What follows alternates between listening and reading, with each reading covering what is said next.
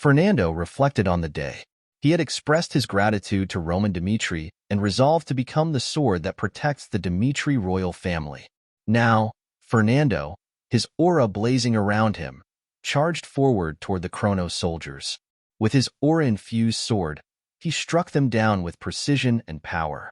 The captain of the Shadow Knights looked on, shocked at Fernando's unexpected strength. Surprised but undeterred, the captain commanded his knights, "I will handle Fernando. The rest of you, proceed to eliminate the targets on the list." As the Shadow Knights dispersed in various directions, Fernando's voice rang out, resolute. "You're not going anywhere." He swiftly ordered the Dimitry Knights to intercept the enemy forces. The loyal Dimitry soldiers moved to block the remaining Shadow Knights, and the battle erupted. Amidst the chaos, Fernando thought to himself, "A sword gains its true meaning when wielded. That's when its existence achieves significance." Until now, Fernando's life had been a relentless struggle, a weak swordsman striving to surpass his limits. He had been little more than a feeble warrior flailing in the shadows of greatness. But Roman Dimitry had shattered those limits, and for Roman's sake, Fernando would fight with everything he had. Fernando vowed to live as the sword of the Dimitry royal family until his dying breath.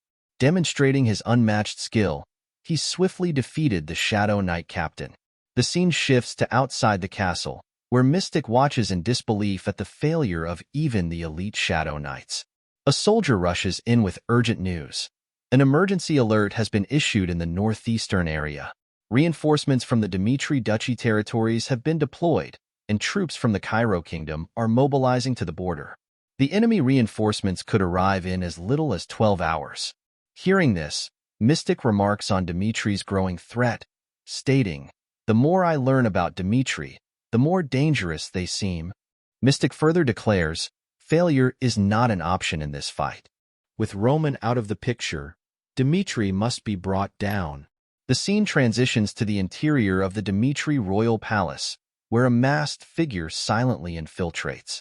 In one swift strike, the intruder takes down a guard with ease.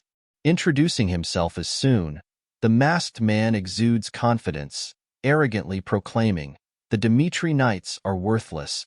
His statement is punctuated by the distant sounds of battle echoing from outside the palace. Soon realized that the others had already been dealt with. Among the three-pronged shadows of Chronos, there were assassins who channeled physical power through dark auras, known as shadows, and those who wielded black magic, referred to as the demons of the abyss. Soon, the final prong, was the Knight of the Abyss. Advancing through the Dimitry royal palace, Soon encountered Kevin. Observing him, Soon remarked, a young yet wild lynx-like face, radiating venom and madness, a being said to be under Roman's command. "If I recall correctly, his name is Kevin." Smirking, Soon continued, "This situation couldn't be more ideal.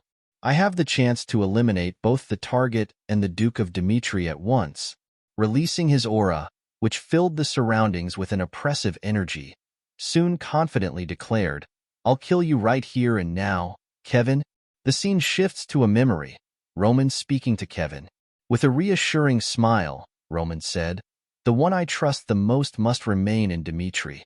And I've decided. You are the right person for that role."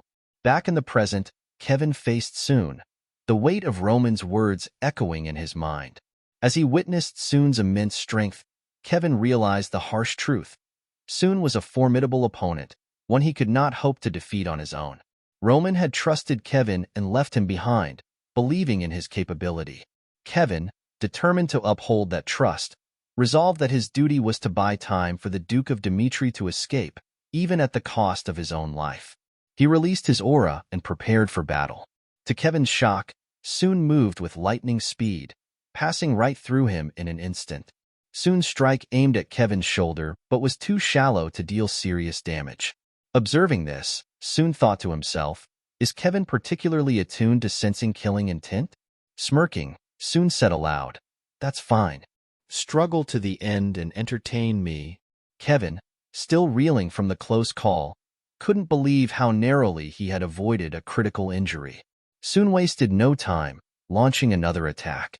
Kevin managed to block the strike with his sword, but the sheer force of Soon's blow threw him off balance.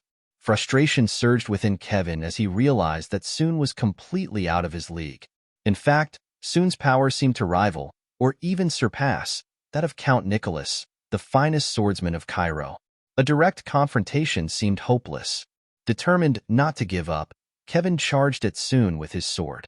But at the last moment, he adjusted his strategy. Feinting to the left, then quickly to the right, Kevin moved unpredictably in a desperate attempt to find an opening against his vastly superior opponent. Coming up behind Soon and seeing an opening, Kevin prepared to strike. But in an instant, Soon appeared directly in front of him. Soon placed a firm hand on Kevin's head and slammed him into the ground with ease. Mockingly, Soon asked, "Is this all you've got?" Frustrated and filled with determination, Kevin thought to himself, "I can't lose." Just as Soon prepared to deliver the final blow, Kevin narrowly dodged the attack and quickly retreated. Stunned, Kevin realized the harsh truth. This was an unwinnable fight. A boy who had wandered the slums, worrying about survival every day, instinctively knew he couldn't let this opportunity slip away. A memory surfaced, Roman's words to Kevin, "From now on, you shall live as my substitute sword." For the sake of Lord Roman, if he gets taken down in service, it would bring meaning to his life. Frustrated and fueled by anger, Kevin thought, "I can't let Lord Roman down." With a resolute shout, Kevin declared, "I can't run away." Watching Kevin, Soon smirked and remarked, "What nonsense are you babbling to yourself?" As Soon moved to strike Kevin, he was shocked to see Kevin evade his attack. In that moment, countless fragments of Kevin's resolve unified into a single, unwavering desire. Surrounded by his radiant aura, Kevin declared, "Lord Roman's orders are absolute.